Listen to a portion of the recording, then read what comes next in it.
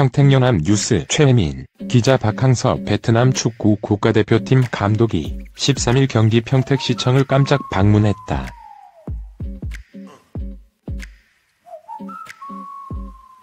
박 감독은 평택에 한국 내 거주지가 있으며 지인인 시청 공무원이 자리를 마련해 정장선 시장과 만남이 이뤄진 것으로 전해졌다. 이 자리에서 박 감독은 평택 시민으로서 시정을 관장하는 시장님을 한번 만나보고 싶었다고 말했다.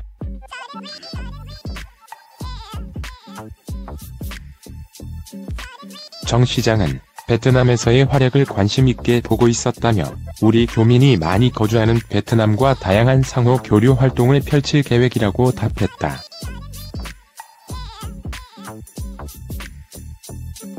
현재 평택시는 베트남 중부 꽝남성 땀키시와 교류하기 위해 협약 체결을 준비 중이다.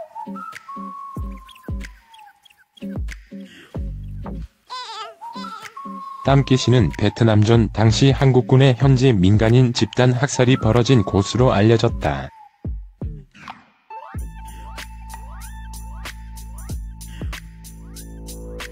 (1968년 2월 25일) 당시 미군 편에서 베트남전에 참전해 이 지역에서 작전하던 한국 해병대원들이 하미마을에 살던 민간인 135명을 학살했다고 한다.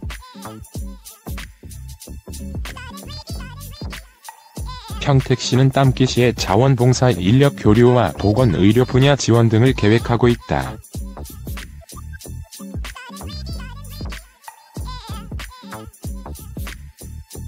박 감독은 지난해 초아시아 축구연맹 U23 챔피언십에서 베트남 사상 최초로 준우승 신화를 만들었고 자카르타, 팔렘방 아시안게임에서 사상 최초로 4강 진출을 이루는 등 베트남에서 축구 영웅으로 칭송받고 있다.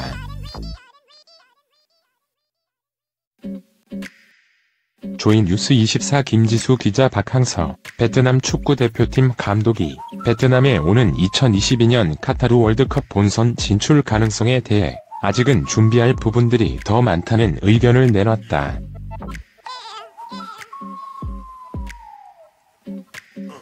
박 감독은 29일 오전 인천국제공항을 통해 귀국한 자리에서 지난 3개월 동안 스즈키컵부터 아시안컵까지 선수들과 함께하면서 힘들고 지쳐있다면서도 스즈키컵 우승에 이어 아시안컵에서도 8강까지 진출하면서 기분 좋게 올해를 시작했다고 말했다.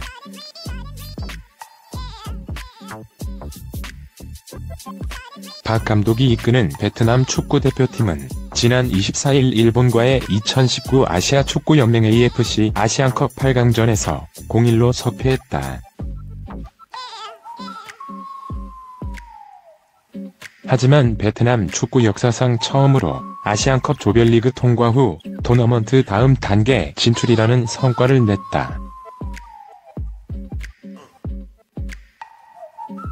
일본에 아쉽게 무릎을 꿇었지만 밀리지 않는 경기력을 선보이며 졌지만 잘 싸웠다는 평가를 받았다.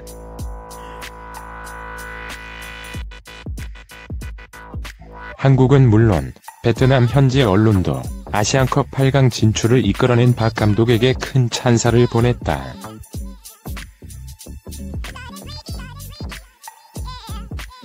박 감독은 베트남 축구대표팀 부임 이후 2018 AFC U23 대회 준우승, 자카르타 팔렘방 아시안게임 4강, 2018 아세안 축구연맹 AFF 챔피언십 스즈키컵 우승, 아시안컵 8강 진출까지 매 대회마다 뚜렷한 성과를 내고 있다. 이 때문에 베트남 내에서도 오는 2022년 카타르 월드컵 본선 진출 가능성을 묻는 질문이 박 감독에게 쏟아지고 있다. 박 감독은 이에 대해 베트남 언론으로부터 월드컵 본선 진출과 관련된 질문을 받으면 기자에게 외려 준비가 됐냐고 반문한다며 베트남 축구는 아직 더 준비할 부분들이 필요하다고 강조했다.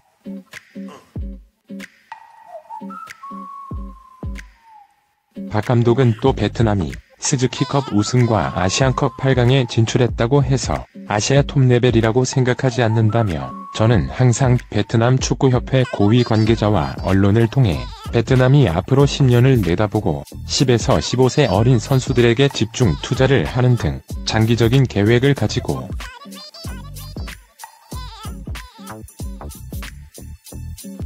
조이뉴스24 김지수 기자 휴식을 위해 일시 귀국한 박항서 베트남 축구대표팀 감독이 8강에서 탈락한 한국 축구대표팀에 대해 안타깝지만 이것이 축구라는 관전평을 내놨다.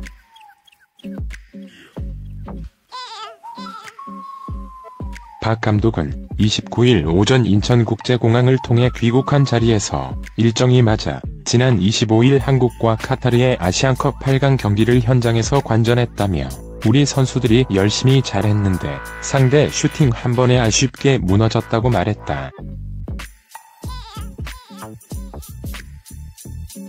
박 감독은 또 우리가 주도권을 잘 잡고 경기를 하고 있었는데 축구라는 게 참 어려운 것 같다며 쉽게 상대 골문을 열지 못하며 아쉽게 패했는데 벤치에서 지켜보는 감독과 코칭 스태프의 아쉬움은 더 클 수밖에 없었을 것이라며 위로의 말을 전했다.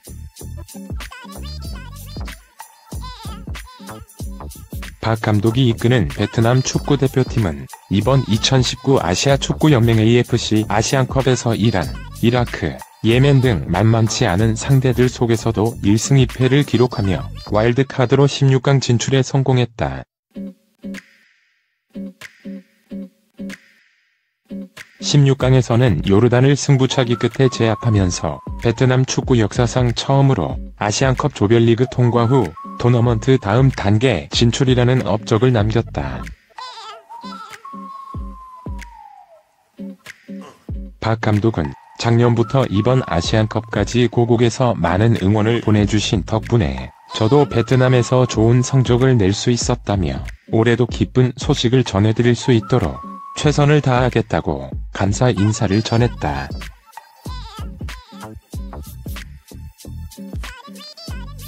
박 감독은 또 국내에서 쉬는 동안 향후 베트남의 포메이션과 코칭 스태프 구성 등의 변화가 필요한 부분에 대한 구상도 할 것이라며 일단 머리를 좀 식히고 차근차근 올해 필요한 것들을 구상해 나갈 것이라고 덧붙였다.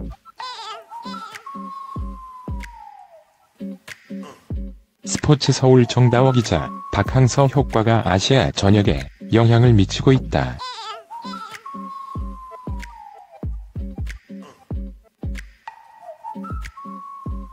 박항서 감독 부임 후 베트남은 아시아 축구의 변방에서 중심으로 이동하고 있다.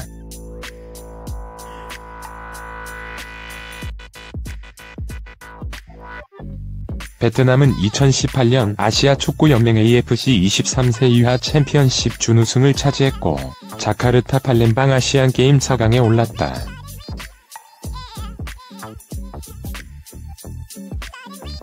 (12월엔) 아세안 축구연맹 AFF 스즈키컵 챔피언에 등극했다.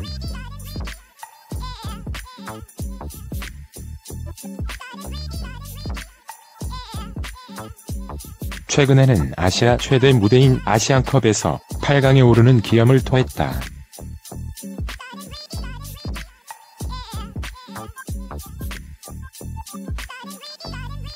계속된 선전은 베트남이 더 이상 약체가 아니라는 것을 의미한다.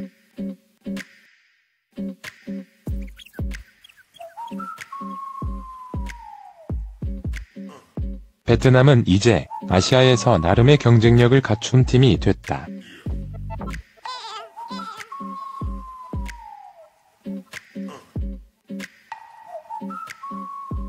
이번 겨울 이적 시장을 봐도 같은 결론을 내릴 수 있다.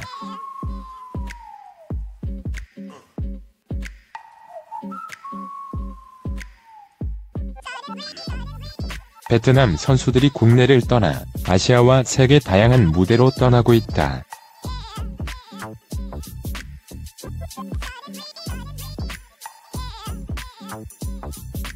지난 아시안컵이 베트남 선수들에겐 일종의 쇼케이스가 된 모양새다.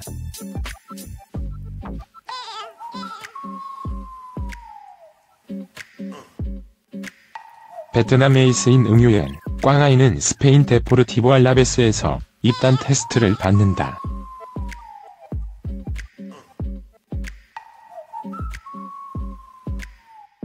꽝아이는 덴마크 일부 리그 클럽으로부터 강력한 러브콜을 받았지만 더 큰 무대에서 도전하겠다는 각오로 제안을 거절했다.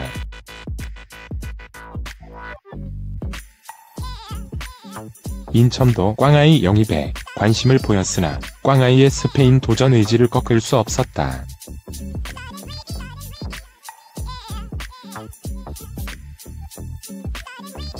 유럽 축구의 중심인 스페인에서 꽝아이가 활약하게 된다면 베트남 축구의 가치와 위상도 자연스럽게 올라갈 수 있다. 아시안컵에서 2골을 터뜨리며 인상 깊은 활약을 한 응유엔, 꽁푸엉은 K리그 인천에 입성했다.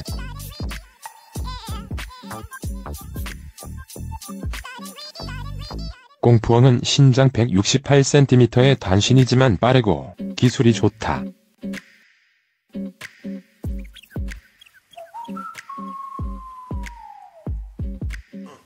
피지컬이 약점으로 꼽히지만 지난 아시안컵에서 이란이나 일본 같은 강팀들을 상대로 선전한 만큼 K리그에서도 좋은 활약을 기대하게 만든다. 마케팅, 홍보 등 부수적 효과도 있지만 그보다 실력 자체에 큰 기대를 걸고 있다.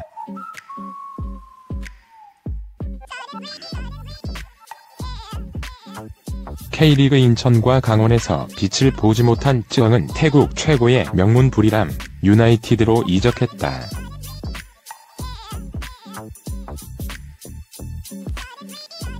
부리람은 태국 챔피언으로 아시아 축구 연맹 챔피언스 리그에 참가하는 팀이다.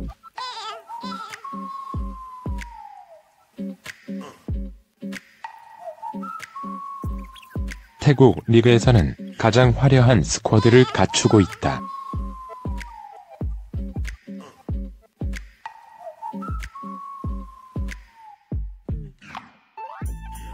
중앙 미드필더로 고슬기, 유중수 같은 K리그 경험이 풍부한 선수들을 영입한 과거가 있다.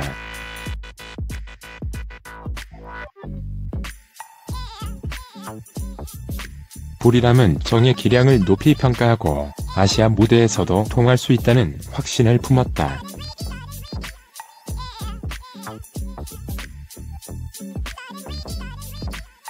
쯔엉에 이어 베트남의 주전 골키퍼 당 발람도 태국 전통의 강호 무앙통 유나이티드 유니폼을 입었다.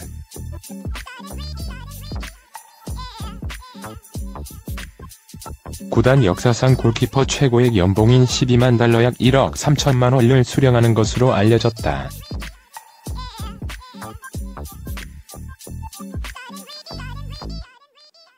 태국의 라이벌 국가인 베트남 선수들을 영입하는 것은 그만큼 이들의 실력을 인정한다는 의미다.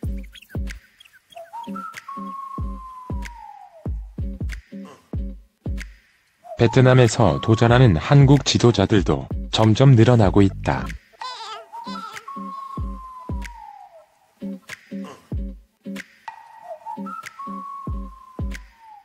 박항서 감독이 큰 성공을 거두면서 과거엔 염두에 두지 않았던 베트남 무대가 약속의 땅이 됐다.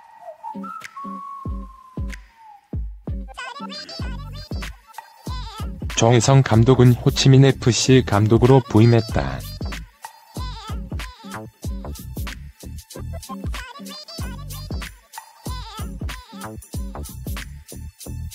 캄보디아를 이끌었던 이태훈 감독은 정혜성 감독이 있던 호앙아인잘라의 사령탑에 올랐다.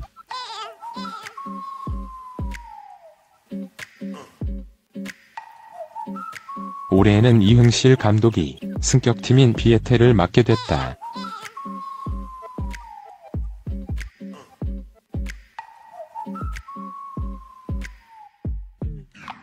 인천 사나 유스팀을 이끌던 전재호 코치가 비에텔 수석 코치에 올랐고 K리그와 중국 등지에서 일했던 김광재 트레이너도 합류했다.